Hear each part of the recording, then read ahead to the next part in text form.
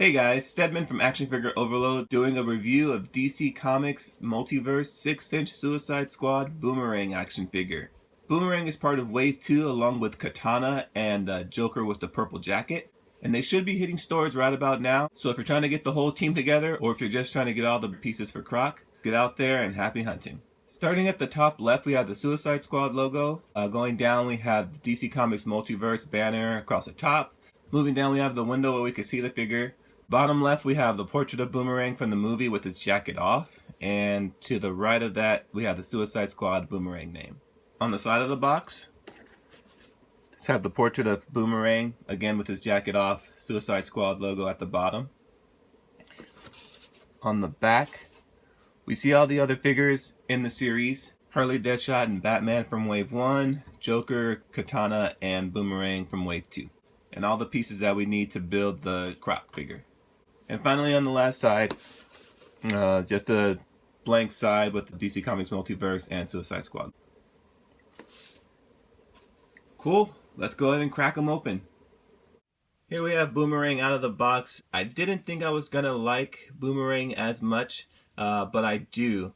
I thought the jacket was gonna hinder the articulation, and he didn't look like he had too much detail going on, but there are some subtle details that I really thought make the figure like really cool, and the jacket doesn't hinder the articulation, which we'll get into a little bit later. So let's take a look at his accessories, and then we can get into detail and articulation. He comes with 3 Boomerang accessories, so they're not like a metallic color, they're just like a plain dullish gray. And there's not too much detail happening with them. They're just a boomerang shape, and they have that rise in the center. You can see that crease there. So it rises up and then dips back down toward the back. Again, nothing too special happening with them. There's China written on them, so we know where he likes to get his boomerangs from. And they all look exactly the same. The boomerang pieces aren't really flimsy, so they don't fit snugly into his hand. They just kind of just rest in there. It doesn't really take too much away from it, but it will make it a little challenging for some of the poses when you want to have them like with the arms up. They kind of just dip down like that. So you're going to have to work with it just a little bit to get it inside the proper pose that you would need them in, and not have the boomerangs flip out or slide down. They do fit a little bit better in the gloved hand, but still, depending on the kind of angle that you put the hand in, it'll just flop out just a little bit. So you might have to take some work to get it in the proper pose, but they do fit better in the gloved hand. Looking at the head sculpt, I think it came out pretty good. I like how they have the patch of hair just coming out at the top right there, and he's wearing the beanie like he did in the movie. The eyes came out good. The beard came out pretty nice as well. There's not really any texture in the beard that I can see. I wish that they would have added some of like the bruises that he had on his face or the cuts that he had, and maybe just a little bit of the stubble on the beard, on the chin rather, so that way he can have like the full kind of beard, the thicker beard on the side. But I think it came out pretty good. For the jacket shirt that he's wearing underneath, I do like the white that they added on the top here to make it look more accurate, and the captain paint came out really good, as well as the white here on the bottom near the waist. This jacket, I thought the jacket would hinder the articulation, but it doesn't, and I'm glad that it doesn't. It is a reuse of the Bane from Dark Knight Rises jacket, so it's the exact same thing, just a different color. There's a good texture inside. You can see the buttons, the individual buttons inside. The little strap hanging down right here. Pockets, got some wrinkles. Got the separation in the back. Got the other pocket. So that's the only thing that's reused from that Bane figure. So that's cool. Everything else is a brand new sculpt from what I can see. So I thought that was really cool. I like how he has the gold watch that he picked up and stole in the movie, as well as this gold ring. And on the other side, he has his wrist guard here, so that came out really nice. There's a good detail in that. You can see some texture in there. I like the paint that's brown. I like how they added the the little shield on his hand that he wears, his glove, so he can catch the boomerangs and not like cut his hand off or anything. I do like a lot of the detail that they added in the hand. They didn't have to, but they did. You could see that there's like the little chainmail mesh kind of detail happening with that inside of the glove, while the tips are just like the solid smooth for the grips. I think that came out very nice. The inside of the jacket has a holster, so you can put one boomerang inside of his holster. And you know, that's it's convenient, but it's also a little hard to get to.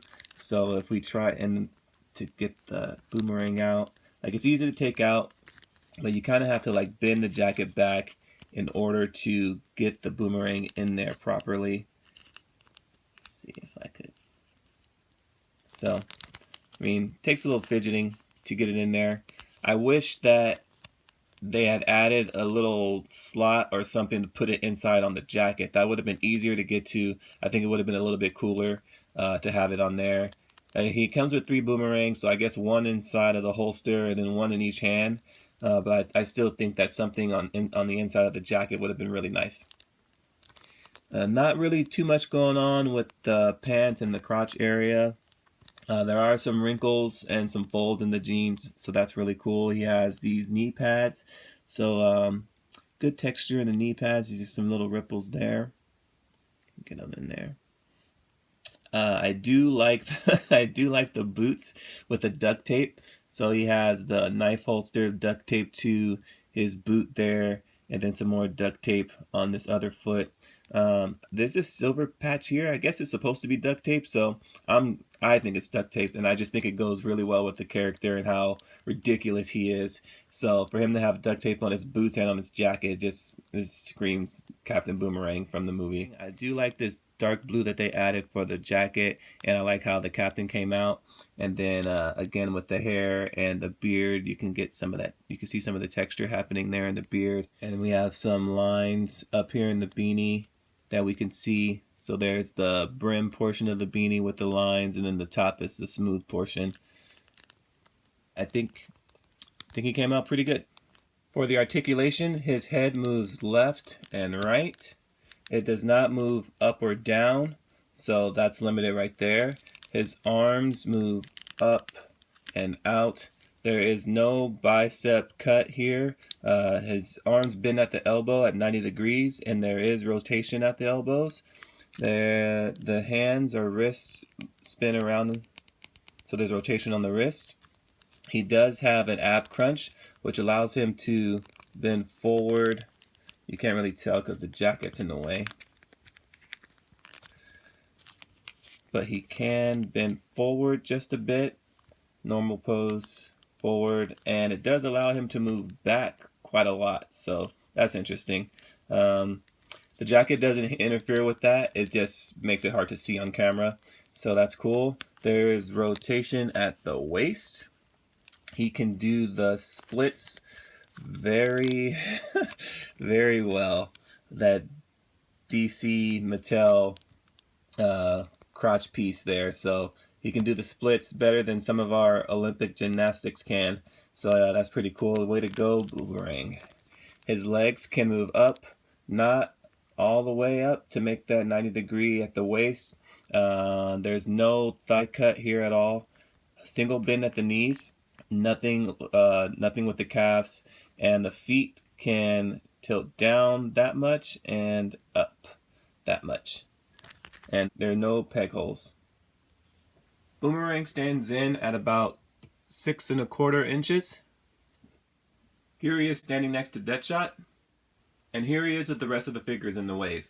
I had a feeling I wasn't really gonna like Boomerang, but after opening them up, taking a look at them, I really like how the mold wasn't a complete reuse of the Bane figure. It was just a jacket. Everything else turns out to be authentic to this figure by itself, so I thought that was really cool. The articulation is great. The jacket doesn't hinder any of the articulation. The details and the paint job that they did on the figure is also great. If I had to change anything, I would definitely add in some extra places for the other boomerangs to go, like a storage pocket inside the jacket, or even a better holster for him to have that's a little easier to access and put the boomerangs in and out of. The boomerang accessories are pretty cool. I wish they would have been painted a little bit more metallic like his glove, but then it may have just blended in with its hands too much. So the dull gray that they went with instead is alright. Well, I hope you enjoyed this review. If you did, please hit the like button and subscribe to this channel. Go ahead and leave a comment below and let me know what you think. You can also check me out on Instagram and Facebook. Thanks for watching. See you later.